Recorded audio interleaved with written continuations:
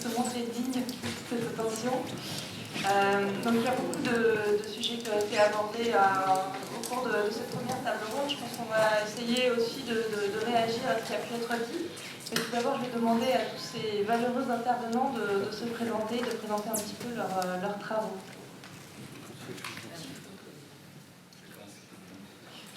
Oui, bonjour. Donc Valérie Bucaloclin, j'étais anciennement analyste ISR chez différentes maisons de brokerage, c'est un courtage dans les grandes banques d'investissement. Donc j'étais récemment chez Merrill Lynch et avant cela chez Société Générale.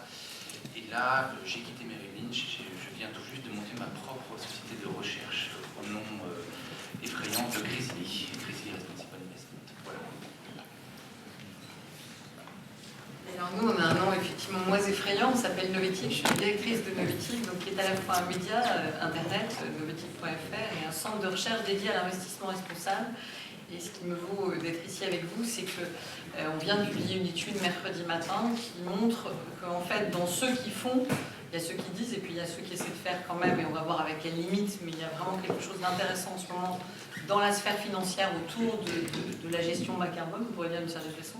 Ce sont les investisseurs responsables, dont nous sommes vraiment l'expert en France, pour une raison assez simple, c'est que finalement, le fait d'avoir au sein de la sphère financière une niche de gens qui cultivent à la fois, qui essaient de travailler à mélanger la gestion financière classique et des critères extrêmement mathématiques souvent à des critères environnementaux et sociaux qui sont le respect des droits humains, le changement climatique ou ce genre de choses. Quand vous avez passé quelques années à faire ça, et j'en ai un éminent spécialiste, enfin je suis entourée d'éminents spécialistes de ça, ça vous prédispose à comprendre un peu plus vite et un peu plus fort ce qu'on vient de vous expliquer dans la première table ronde. Et donc là-dessus, il y a vraiment des choses intéressantes que je suis venue vous raconter. Frédéric Saint-Marc, je suis le numéro 2 de la force commerciale institutionnelle chez Amundi. Amundi est le premier asset manager européen, puisque nous gérons à peu près $1 trillion. Et nous sommes le seul acteur mondial parmi les 10 premiers. J'ai aussi monté un centre de recherche dédié à l'investissement de long terme en partenariat avec Columbia University. Et nous avons récemment lancé la Portfolio Decarbonization Coalition avec l'objectif des 100 milliards qui a été annoncé précédemment. Et nous avons aussi, conjointement avec les investisseurs français et européens, lancé des produits financiers innovants de manière à permettre aux institutionnels, aux gros fonds de pension, fonds souverains, ainsi de suite, d'agir concrètement dans la lutte contre le réchauffement climatique. Alors, il y a une question qui finalement faisait débat dans la première table ronde, c'était finalement est-ce que l'état d'esprit des financiers a changé? Moi j'ai tendance à dire oui, j'ai tendance à dire on est passé d'une logique marketing à quelque chose qui trouve des fondements économiques. Est-ce que c'est un avis que vous partagez et certainement que vous avez beaucoup de choses à dire là-dessus? Alors, je fais souvent des débats dans lesquels je commence à dire, moi je ne sais pas ce que c'est que le secteur financier, je sais ce que c'est qu'une société de gestion, je sais ce que c'est qu'un investisseur institutionnel, je sais ce que c'est qu'un épargnant. Tous ces gens-là sont le secteur financier, aucun d'eux n'a le même moteur que le précédent. Donc, globalement, d'ailleurs, quand vous faites un débat démocratique avec des vrais gens, ils vous expliquent que, oula, il n'y a pas de finances, on ne va rien comprendre, de toute façon, on ne peut rien faire, on ne peut rien dire, et on n'a pas de pouvoir.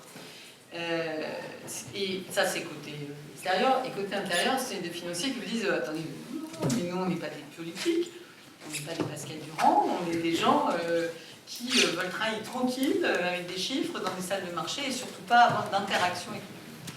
Ce qui est très intéressant avec ce mouvement carbone, c'est que ça ne marche plus du tout. Vous avez d'une part une société civile qui commence à demander des comptes avec des maladresses, j'aimerais y revenir, avec du côté sortez de l'énergie fossile. Hugues soulignait les difficultés de ce genre d'exercice, et en même temps qui s'adresse du coup aux institutions financières, et pas spécialement, je ne sais pas si vous avez remarqué, mais elles ne s'adressent pas aux compagnies pétrolières directement. Elles vont voir les institutions financières qui sont susceptibles de casser ce modèle économique. Donc elles créent un débat politique de facto. Et de l'autre, ce qui est le plus étonnant quand on connaît bien le secteur financier, c'est que je fais partie des gens qui leur expliquent depuis 10 ans que, en fait, je ne vais pas dire les vrais politiques, mais le rôle politique des institutions financières au sens noble du terme, c'est-à-dire au sens vie de la cité, est colossal. Parce que la façon dont ils décident d'investir ou non, de financer ou non telle et telle chose, est absolument celle qui, quelque part, flèche ou décide de dans quel monde économique on vit et on va vivre. Et que ça, en général, ils ont toujours dit, ça va pas, c'est pas notre rôle, c'est pas nous. Et qu'avec le carbone, il s'est passé une accélération de l'histoire qui a été très bien décrite dans la première table ronde, qui fait qu'effectivement, un concept qui pourrait paraître fumeux, pondu par une ONG très très efficace en 2011, est devenu un phénomène planétaire pris au sérieux par des tas de gens sérieux. Et sous deux formes, donc ce qu'on appelle, alors le moteur qu'on a évoqué beaucoup pendant la première table ronde, c'est ce qu'on appelle le désinvestissement, mais ce qu'il faut que vous ayez en tête, c'est qu'il y a deux grands mouvements, c'est le mouvement Go Fossil Free et le mouvement Divest Invest. Et ils mettent toujours tous les deux ensemble, c'est-à-dire que au-delà de savoir qui est la façon d'évacuer le débat qui consiste à dire mais si on vend une action d'une compagnie pétrolière, il y a toujours quelqu'un pour l'acheter, le sujet n'est pas tellement là, le sujet est de dire si les flux financiers qui de facto, pour plein de raisons aujourd'hui, vont vers les énergies fossiles, le fleuve est dévié, il faudrait qu'il aille quelque part et il faudrait qu'il serve à financer des énergies vertes. C'est-à-dire qu'on est vraiment cette logique double.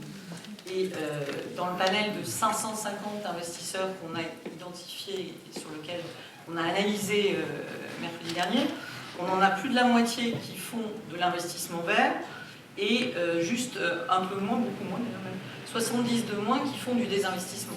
Et la logique de désinvestissement pur, elle émane d'un petit groupe d'investisseurs, de la taille qu'évoquait Hugues, mais c'est tout.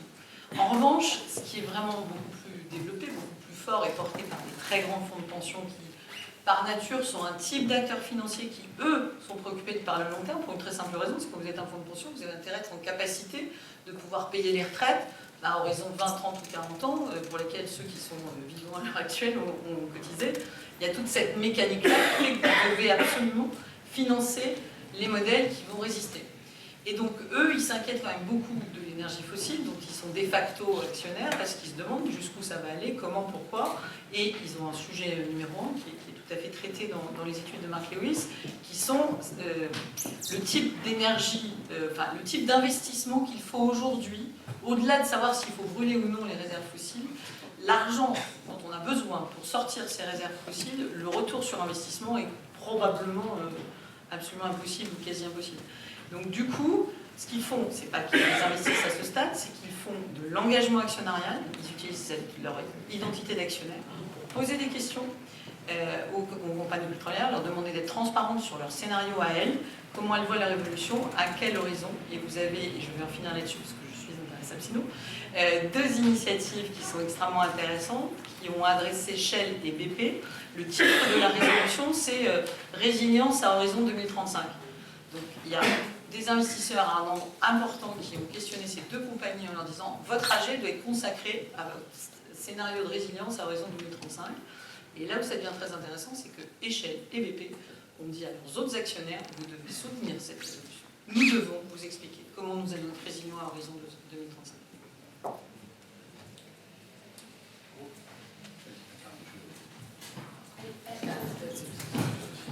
Pour répondre très précisément à la question, en effet, on observe un point d'inflexion absolument formidable.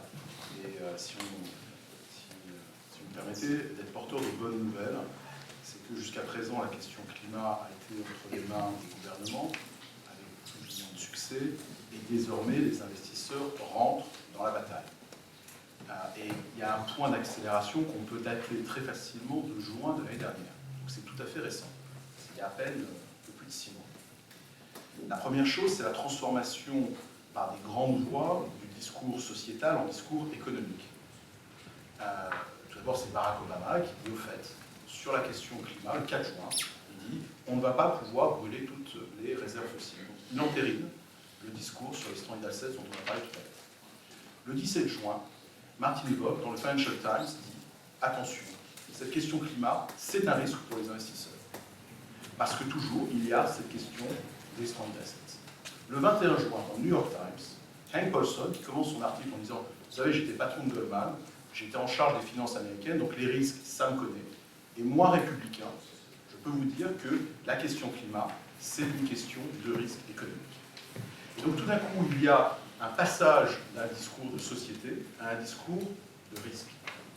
La seconde chose qui se produit à ce moment-là, parce que c'est vraiment une question de semaine, c'est qu'il y a quelques investisseurs institutionnels, plutôt européens, qui s'associent, c'est-à-dire AP4, le fonds de pension suédois, dont on n'a pas tellement entendu parler à Paris, mais il a été élu meilleur fonds public européen par ses pairs. Et le CEO a été élu meilleure contribution à l'industrie des fonds de pension en Europe.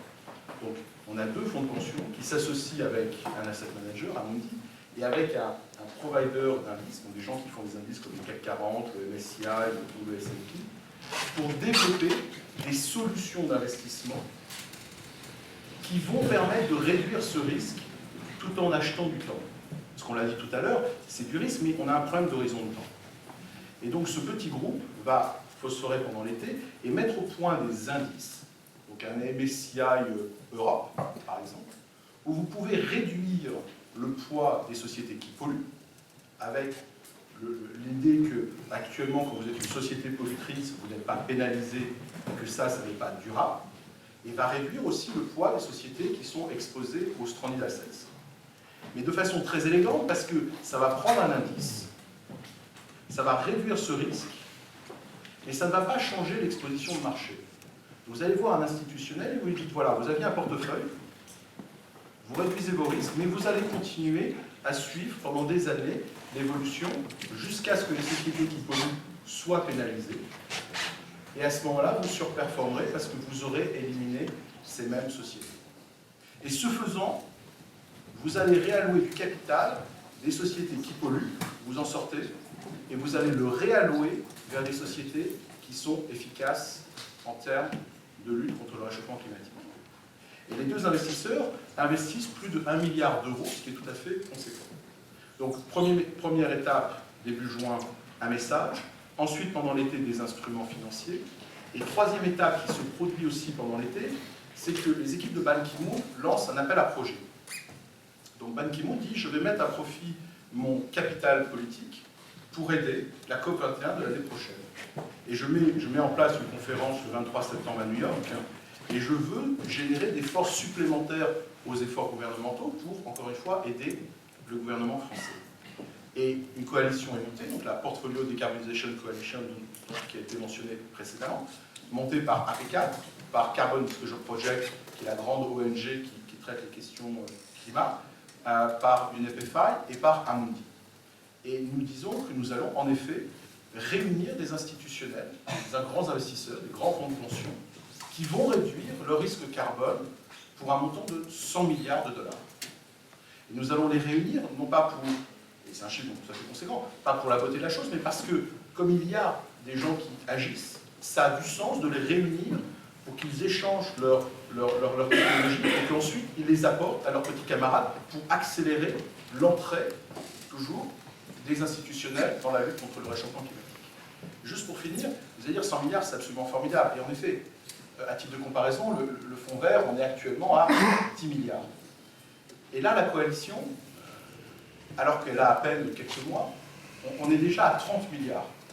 Donc on a déjà réuni des institutionnels à travers le monde.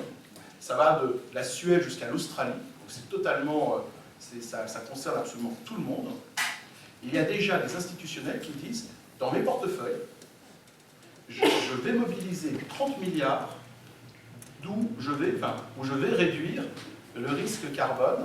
Et ce faisant, encore une fois, je vais faire pression sur les sociétés qui polluent. Alors, 30 milliards, c'est formidable. 100 milliards, c'est tout aussi formidable.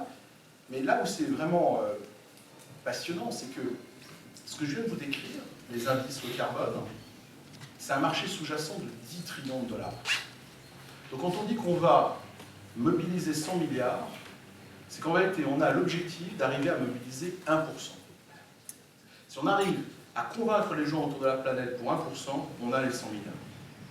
Et encore mieux, c'est que les gens qui actuellement, les institutionnels, s'intéressent au climat, représentent 92 trillions.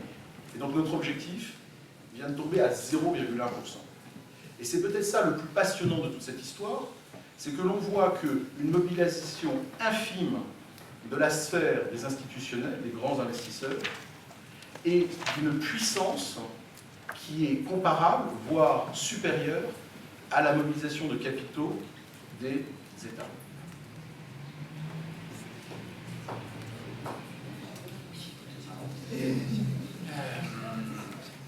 Alors, il se trouve que j'ai j'ai un point de vue un peu décalé par rapport à l'ensemble des choses qui ont été dites depuis tout à l'heure.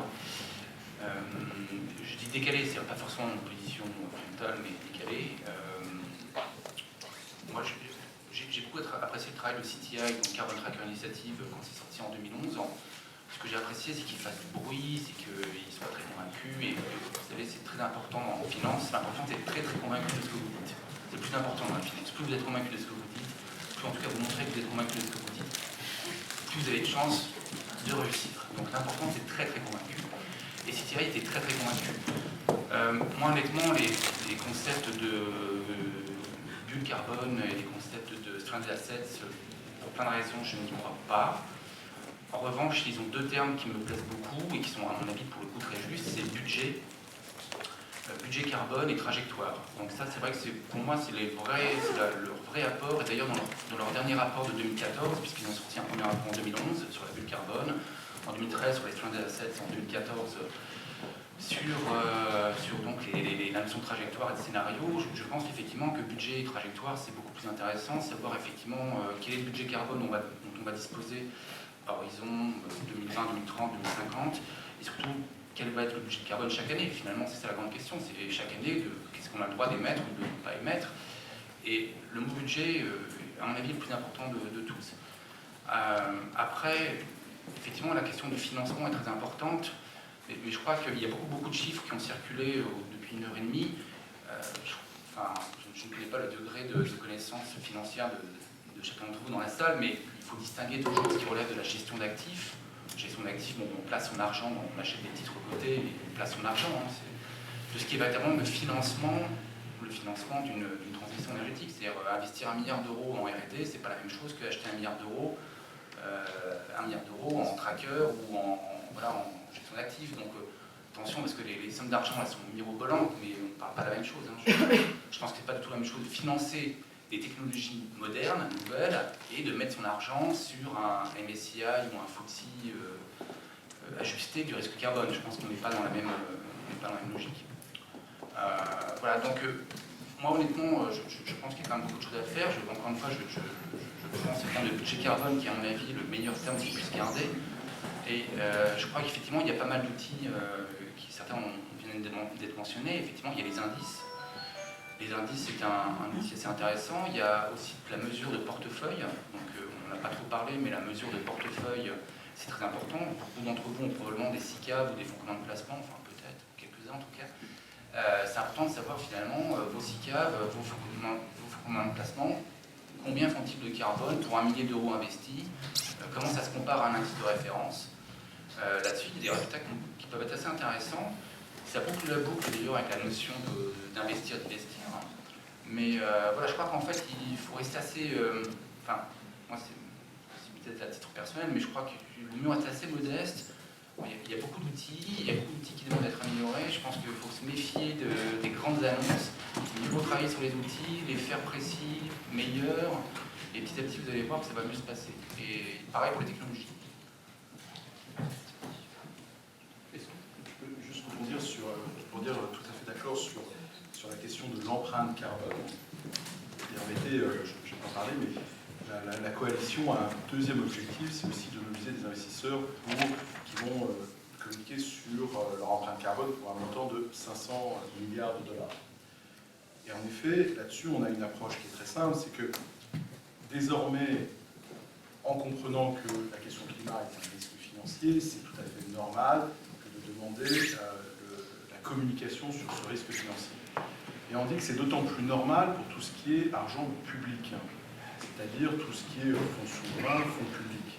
Pourquoi? Parce que, ultimement, on sait tous que c'est finalement les citoyens et les gouvernements qui vont être amenés à assumer une bonne partie, malheureusement, de la question du climat.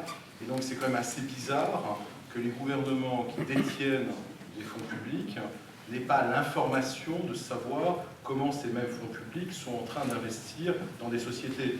Ça serait fort de café que ces fonds publics investissent dans des sociétés polluantes dont le coût, ultimement, soit porté par le même propriétaire de ces fonds publics. Donc la bonne nouvelle, c'est qu'il y a de plus en plus de fonds de pension qui sont en train de franchir le pas. Et là, c'est absolument mondial aussi, c'est que CalPERS a pris l'engagement de communiquer sur son empreinte carbone, AP4 va le faire, ERAF l'a fait, FRR va le faire. On voit qu'il y a là une autre accélération de l'histoire par cette communication du risque financier lié au carbone. Et là où je vous rejoins aussi tout à fait, c'est qu'après, il y a quelques technologies qui sont en train d'émerger, mais personne ne détient la vérité. Ce qui est important, c'est aussi de la cohésion, c'est de mettre en commun toutes ces technologies, tout ce savoir, pour qu'ensuite chacun se fasse son idée, et ça corresponde à ses objectifs, et puisse, mais concrètement, agir. Et c'est ça qui est passionnant, c'est qu'en ce moment, il y a ce point de bascule. Ce qui paraît peut-être important, parce qu'effectivement, je ne sais pas quel est votre degré d'information, mais la logique d'empreinte carbone d'un portefeuille est quelque chose qui a l'air d'être complètement évident. C'est totalement inexistant il y a 3 ans. C'est-à-dire qu'on part quand même d'un monde où il y a 4-5 ans, l'empreinte environnementale des acteurs financiers, c'était leur consommation de papier, d'électricité et de data center. Basta cosy. Donc il y a effectivement une coalition de mouvements divers et variés qui fait qu'aujourd'hui, les méthodologies sont pas stabilisées, mais effectivement, on a d'une part l'initiative qui évoquait Frédéric Saint-Marin, mais aussi le Montréal Pledge, qui est un engagement pris en septembre. Dans la même, il y a eu une espèce aussi d'accélération de l'histoire temporelle en septembre. Donc c'est, je ne sais pas jusqu'où vous connaissez les principes pour l'investissement responsable. Donc ils réunissent plus de 1300 signataires dans le monde qui, eux, ensemble, gèrent 45 000 milliards de dollars. C'est ce qu'ils gèrent. Donc, vous imaginez le poids colossal de ces acteurs-là. Au sein de cette organisation, il y a une organisation dédiée qui s'appelle le Montréal Pledge, qui est en lien avec celle qu'évoquait Frédéric Saint-Marin, et qui, du coup, des signataires, alors il y en a que 30 aujourd'hui, un peu plus, 35, alors qu'on a 1300 de l'autre côté, mais c'est 35, s'engagent à réaliser et publier leur empreinte carbone dans un horizon donné, et évidemment à standardiser et à échanger les méthodes. Donc on a vraiment une accélération forte de l'histoire. Après, le truc qui est assez fascinant dans ce monde dans lequel nous vivons, c'est que une des choses qui était très dénoncée par Carbon Tracker Initiative, c'était le fait que la gestion indicielle, c'est-à-dire ce qu'on appelle dans le jargon la gestion passive, qui consiste en fait à ne pas décider vraiment, je vous fais super simple, mais bon, à ne pas décider vraiment dans quelle entreprise on investit, mais à acheter un indice, le CAC 40, le MSCI Topluge ou le FTSE machin, qui sont décidés, la composition de ces indices est décidée par les promoteurs de ces indices. Donc vous vous alignez sur une composition sectorielle qui est en général, alors là on va avoir un débat qui à mon avis prend 3 jours, sur comment ça se construit. En général, c'est la capitalisation boursière, c'est la plus grosse. Il ne vous échappera pas que par exemple le CAC 40 Total est une des plus grosses capitalisations, alors selon les jours, la première ou la deuxième. Mais on voit bien que le CAC 40, si vous voulez que une valeur soit achetée par les institutionnels français, vous la mettez dans le CAC 40. Quand EDF a été privatisé, c'est exactement ce qui s'est passé, et ils achètent tous en masse. Donc ce qu'avait expliqué Carbon Tracker, c'est que la gestion indicielle crée un biais énorme, qui est en lien avec ce qu'évoquait Frédéric, qui est que finalement les gouvernements prenaient des décisions à échelle nationale, européenne ou plus large, d'objectifs de réduction, qui pouvaient être tout à fait complètement invalider par une stratégie indicielle non pas construite par des investisseurs qui disaient bah oui, je vais faire le contraire de ce que dit mon gouvernement, mais qui de facto investissaient massivement, c'est jusqu'à 70% des portefeuilles des investisseurs américains, la gestion indicielle, investissaient massivement dans des indices super carbonés. Et que si on prend la bourse de Londres ou la bourse de New York, en soi, l'Angleterre n'est pas le pays extractif le plus fort de la planète, sauf que toutes les boîtes russes, ou pas russes d'ailleurs, mais de cette région du monde, là, venaient se faire coter à Londres, et que donc les émissions indirectes de la bourse de Londres étaient colossales. Et que donc quand on investissait à la bourse de Londres, en fait, on investissait dans l'extractif, pas forcément possible. Et donc ces outils-là, qui posent des problèmes sur lesquels je pense que les deux partenaires pourraient discuter tout aussi longtemps que moi, donnent le là de l'ensemble de la gestion financière parce qu'ils servent aussi d'étalon à la performance. Ils sont construits sur des paramètres qui, sauf les indices de la carbone à ce jour, ne sont absolument pas, intègrent absolument pas de critères environnementaux, sociaux et de gouvernance, et ils déterminent des flux financiers plus sûrement qu'autre chose. Et ce qui est intéressant, c'est que ça reboucle par l'instrument en question avec les indices de la carbone. Maintenant, on va parler tactique. On va donner la grande photo. Et en réalité, c'est une question tactique. C'est qu'on s'est dit, il y a ces deux mondes, il y a le monde du climat et le monde des investisseurs. On s'est dit comment les faire rentrer le plus facilement possible.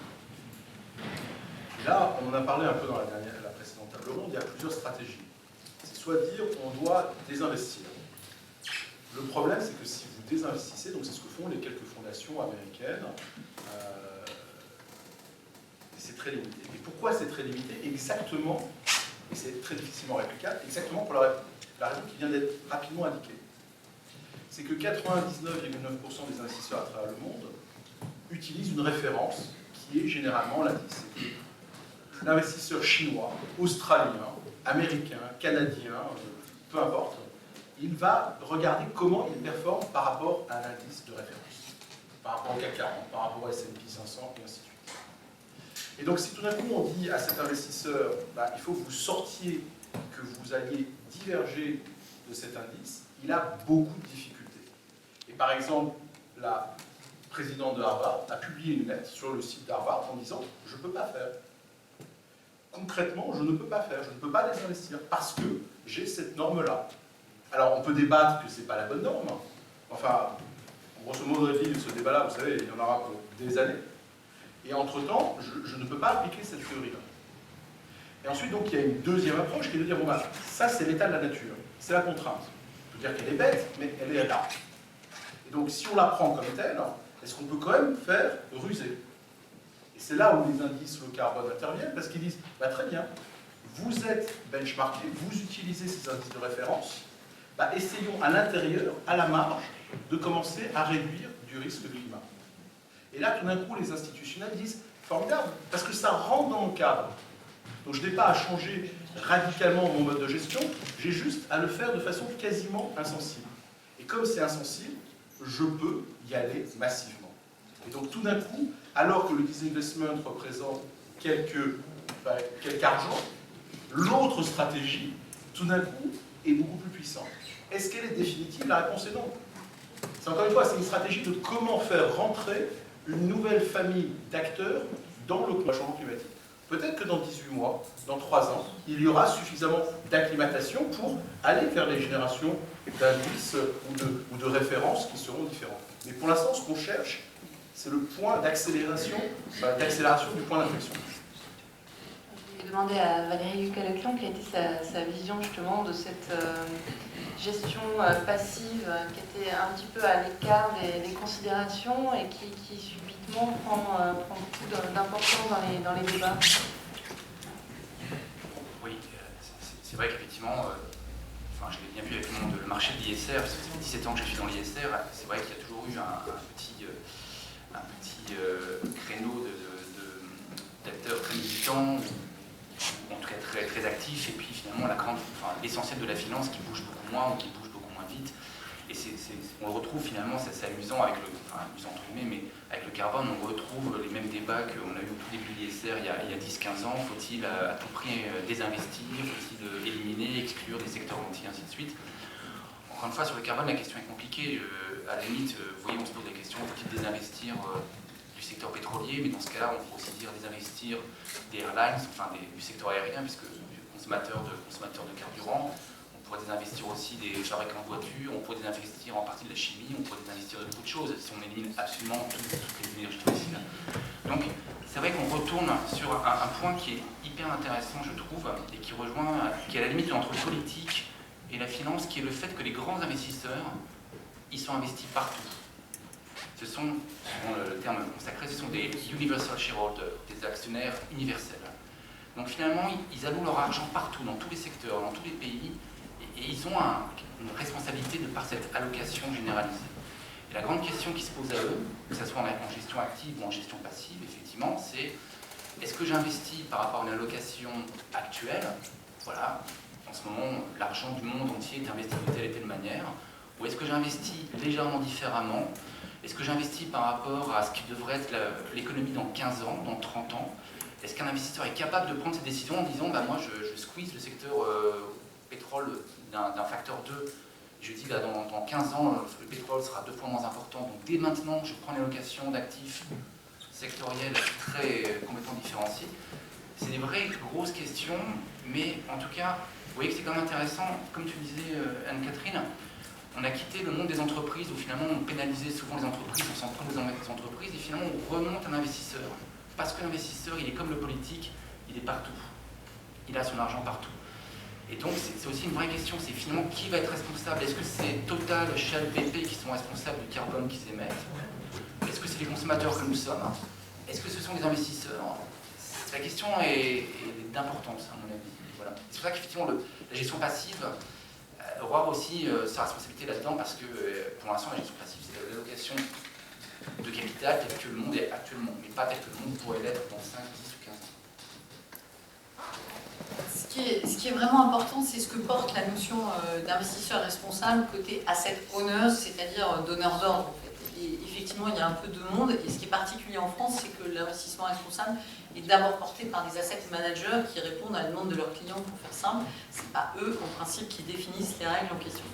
Et là où il y a un biais, c'est que normalement, celui qui décide de comment il va investir pose un certain nombre de sujets. J'ai expliqué une stratégie très simple qui est celle de l'Église de Suède. Alors, il y a AP4 qui est modèle en Suède, mais il y a vraiment dans ce pays-là, qui n'a évidemment pas le problème de la Norvège qui est d'être nourrie au biberon pétrolier, donc c'est peut-être plus simple pour eux, beaucoup d'investisseurs qui sont assez clairs là-dessus. Et donc l'Église de Suède, elle dit, nous on a eu le sommet de Copenhague et on s'est dit en tant qu'investisseur éthique, puisqu'on est une église, il est de notre devoir de sortir des entreprises les plus carbone-intensives. Donc ils ont fait de l'exclusion, non pas sectorielle, et alors là j'ai un peu réagi tout à l'heure, je crois que Mathieu disait ça, parce que alors, ça a l'air technique mais c'est vachement important, parce que vous ne pouvez pas, l'exclusion dite éthique c'est en général je ne veux pas de l'armement, je veux d'acier, je ne veux pas de charbon, je veux pas... Il est évident pour plein de raisons, y compris celle que vient d'évoquer Valérie, la plupart des grands investisseurs sont difficilement en capacité de dire sortez-moi le secteur pétrolier, le secteur aéronautique, etc. En revanche, et c'est la stratégie adoptée par le fonds norvégien, il dit il y a un problème aujourd'hui de telle nature qu'il est impossible de ne pas le regarder, de ne pas le prendre en compte. Donc, je n'exclus pas a priori, y compris le secteur du charbon, même si le Parlement norvégien le lui demande et si les ONG environnementales insistent lourdement pour qu'il se diversifie en termes d'exposition. Mais par contre, il n'a pas annoncé le nom des entreprises, mais il a annoncé qu'il était sorti de 114 entreprises, dont 22 dans le secteur du charbon. Il a juste annoncé ça dans les 3 années en question. Et il y a un rapport d'experts, il va y avoir un débat au Parlement en mai. Donc c'est un débat parlementaire, c'est ça qui est intéressant. Pas sûr que la loi sur la transition énergétique ici ait donné lieu à un débat démocratique sur l'orientation énergétique française en général et des investisseurs en particulier. En Norvège, c'est ce qui se passe, donc il y a un débat, et le fonds norvégien va répondre avec des députés qui vont lui demander pourquoi j'ai tel choix et pourquoi tel arbitrage. Et il y a un rapport, si ces sujets-là vous intéressent, il y a un rapport extrêmement bien fait d'experts qui a été publié le 2 ou 3 décembre, je crois, qui explique quelle pourrait être la position du rapport norvégien, et dans ces 3-4 pages, il y a l'essentiel de ce qu'on vient de se dire aujourd'hui. Et ce qui est intéressant, c'est que donc, pour en venir à mon église de Suède, je n'ai pas perdu mon idée, eux ils disent donc, on sort de ces entreprises les plus carbone-intensives, par ailleurs on fait de l'engagement actionnarial avec celles qui nous restent pour qu'elles baissent leurs émissions. Et cette logique d'engagement actionnarial qui est quasi inexistante en France, à part cette grande affaire Total, où en gros Feu Marjorie a refusé que les actionnaires lui demandent des comptes sur son choix d'investir dans les sables bitumineux au Canada. Mais dans les autres pays où ça se passe plus normalement, on pose des questions effectivement, et la voix des investisseurs dit expliquez-nous, orientez différemment. Nous, en tant qu'investisseurs, on pense qu'effectivement vous devez baisser vos émissions, et on rejoint la question d'efficacité énergétique. Et du coup, on se retrouve dans un autre dialogue, effectivement beaucoup moins basique que sortir ou pas, qui est de dire vous devez investir aujourd'hui dans des systèmes d'efficacité, dans des choses comme ça. C'est nous les actionnaires qui vous le demandons. Je reviens à l'affaire de Total, quand effectivement on demandait quel était le modèle économique de l'investissement dans les sables bitumineux, la question que posée c'était quel est votre modèle économique. La question qui est posée aujourd'hui par ce type d'investisseurs aux entreprises carbone-intensives, c'est comment vous faites pour réduire vos émissions, parce que de toute façon ça va pas bien.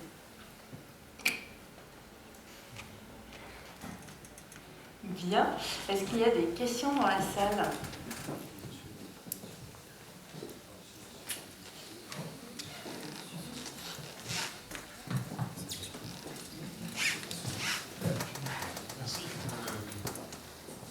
Encore une question peut-être encore naïve de Damien Müller, mais les députés européens, M. Durand, je crois, l'a évoqué avant, quand il y avait cet appel pour les projets du plan Juncker, ils ont sorti ce projet lié en Torah.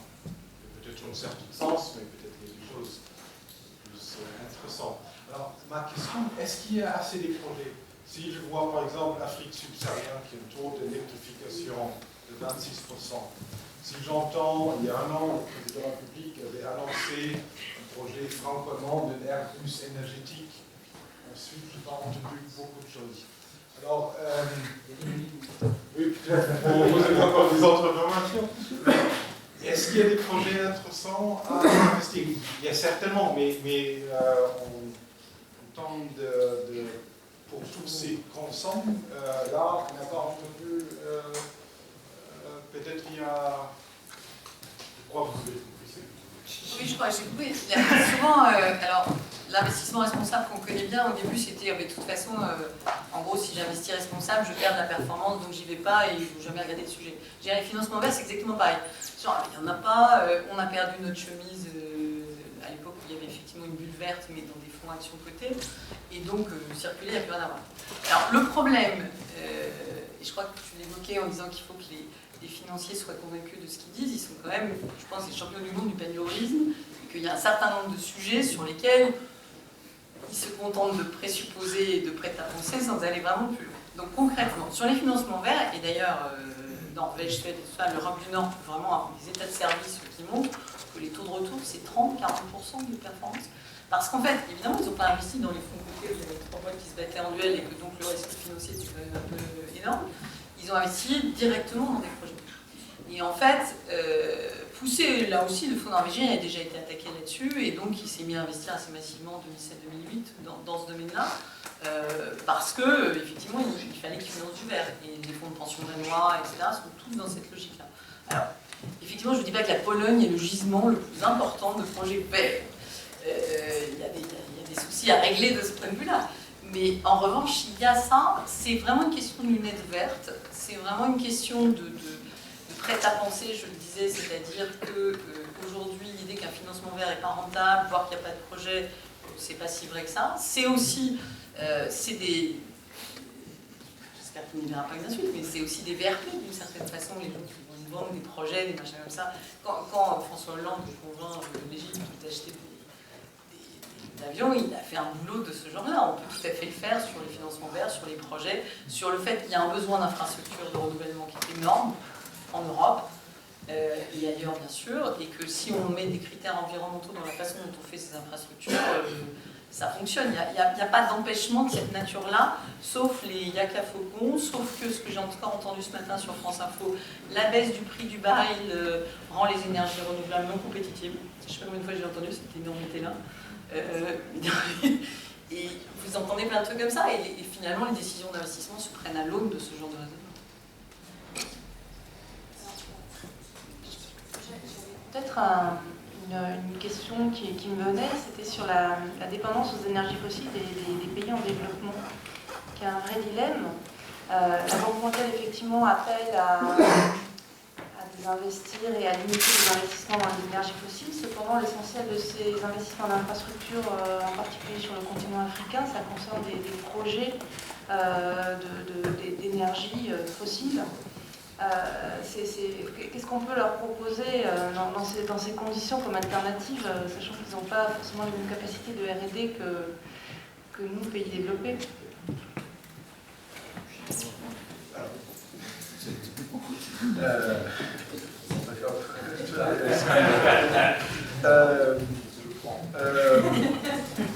En réalité, le problème est sacrément compliqué, parce que c'est pas tant le problème du projet vert que du projet d'infrastructure. C'est qu'en gros, on a là aussi un dysfonctionnement. C'est que d'un côté, il y a des demandes d'investissement d'infrastructure qui sont absolument colossaux partout.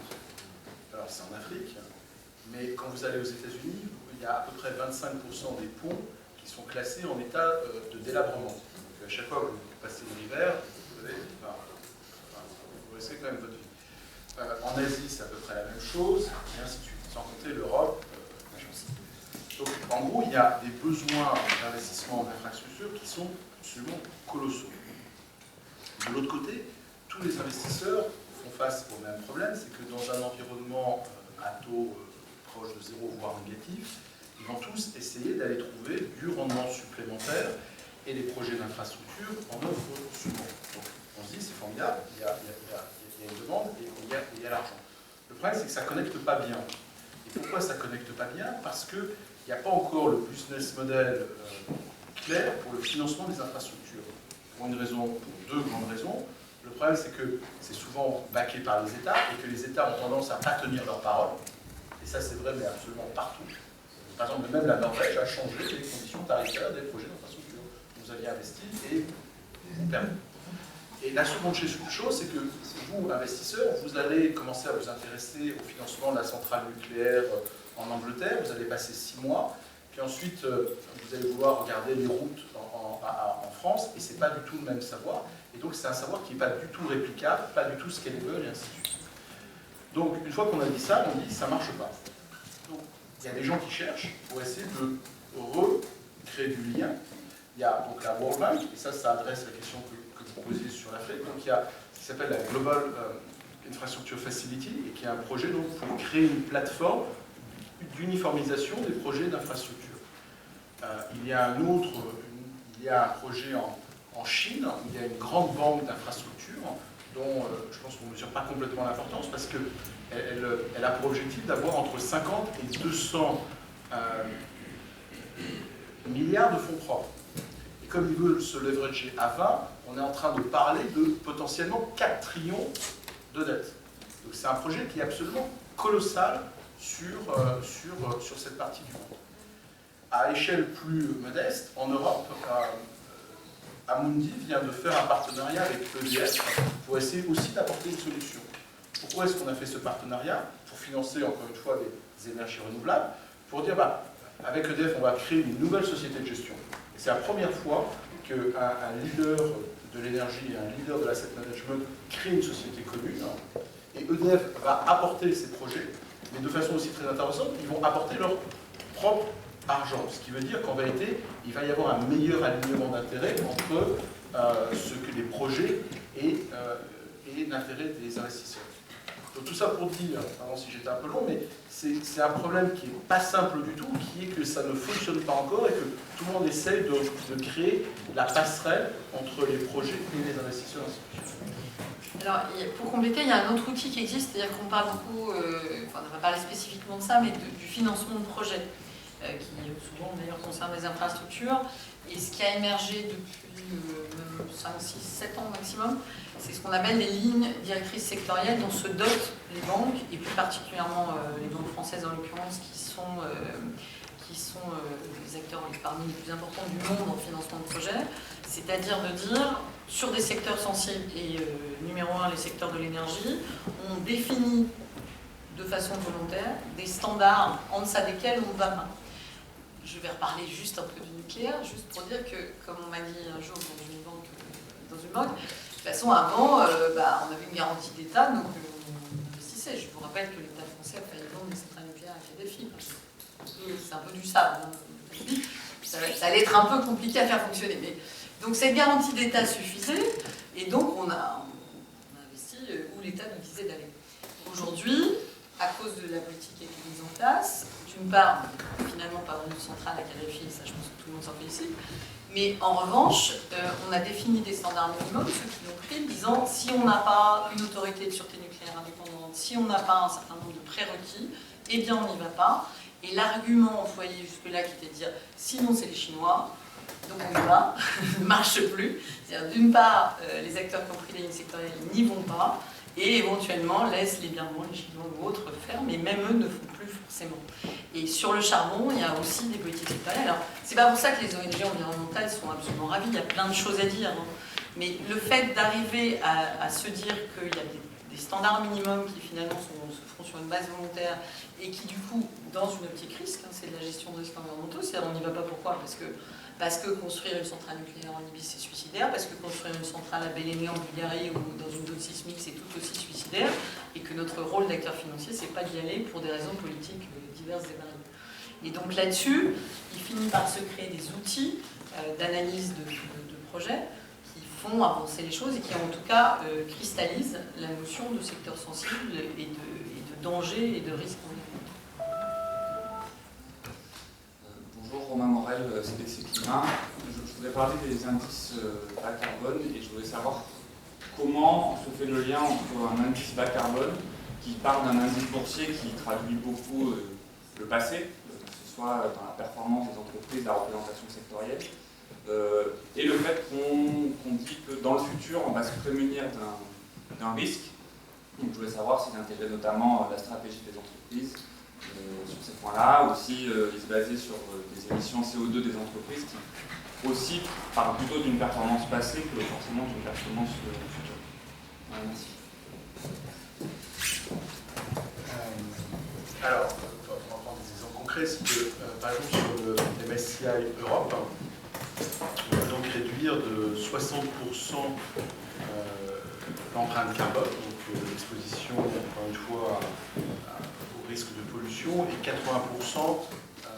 l'exposition aux soins de assets. Donc ce sont en effet des chiffres qui sont à l'instant T, T moins 18 mois à peu près, parce que c'est le temps que la société report, que le travail d'analyse, et ainsi de suite, soit fait. Donc c'est plutôt une photo à l'instant T. Mais ce qui est élégant, c'est le point d'après.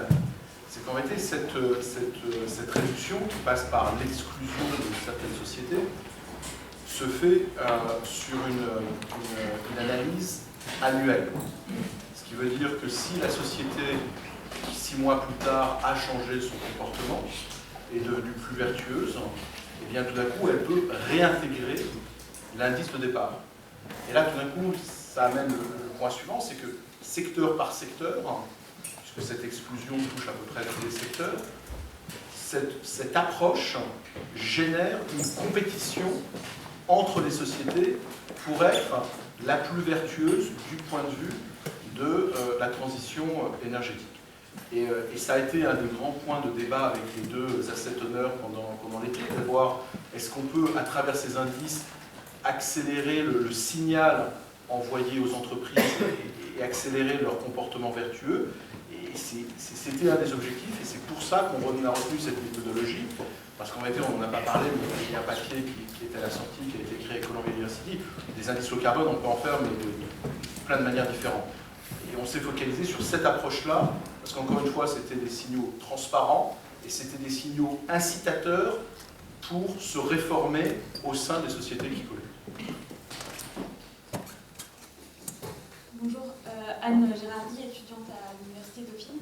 Je voudrais savoir si vous pensez que le fait que des institutions financières puissent instaurer une valeur tutélaire du carbone dans leur maison, ça pourrait pallier à la photo bas du prix du carbone actuel et une meilleure prise en compte des exigences climatiques.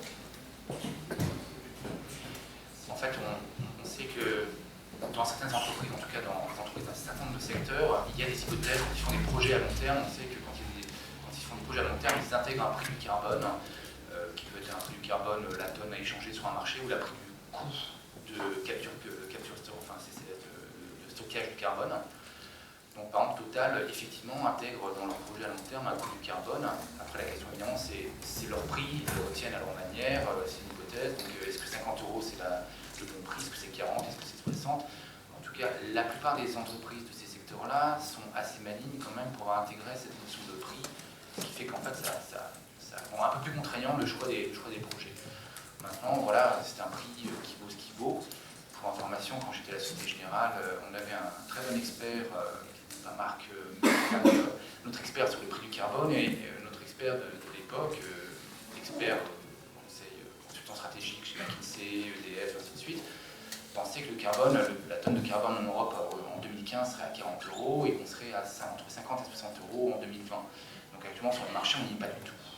Donc c'est pour ça aussi qu'effectivement, je pense que tout le monde fait l'exercice de là à dire qu'il y a un bon prix du carbone à l'heure actuelle, c'est un peu difficile. Isabelle Delannoy, fondatrice de Green Economy Symbiotique, une agence de développement économique spécialisée sur les modèles durables émergents. Et dans tout ce que vous dites, en fait, on voit des gros projets. Or, la nouvelle économie est beaucoup le fait de petites structures, beaucoup basées sur l'intelligence, peu sur du capital. Et pourtant, il manque un investissement. Est-ce que dans votre SCAN, votre radar, ce genre de projet est présent?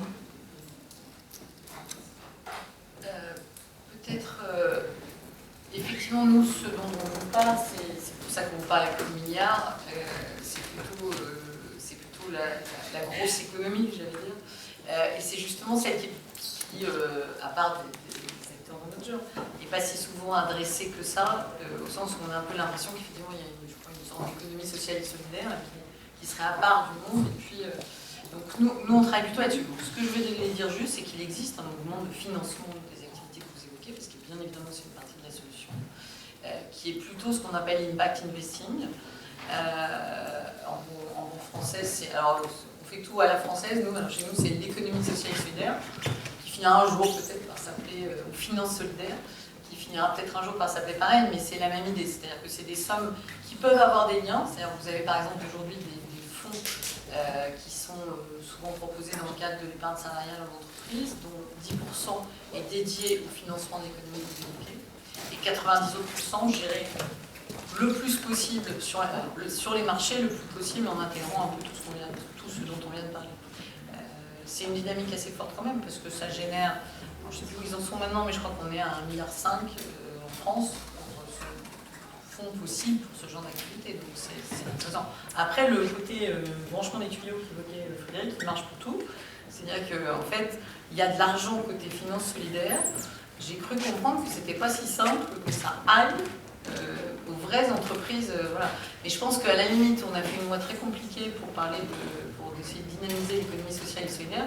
Il y aurait peut-être une histoire de tuyaux qui aurait été peut-être plus simple. Mais je parle pas de l'économie sociale et solidaire. Non, je parle de la finance solidaire, c'est-à-dire de l'argent qui va à des projets autres. L'impact investing, c'est ça, c'est-à-dire qu'en fait, vous devez financer des projets dont vous pouvez mesurer très concrètement l'impact positif, évidemment, social ou environnemental. Donc j'imagine que c'est ce dont vous parlez. Ça existe et ça. Alors il y a des gens, enfin je connais certains acteurs français, mais vous avez l'exemple de ça, c'est Responsibility en Suisse, par exemple, qui fait ça très très bien, qui finance beaucoup de projets d'ailleurs en Afrique, par ce biais-là et avec de l'argent sur le marché habituel. Bien, voilà qui clôt nos échanges de cet après-midi. Merci à tous de vous être déplacés. Merci pour ces bonnes nouvelles.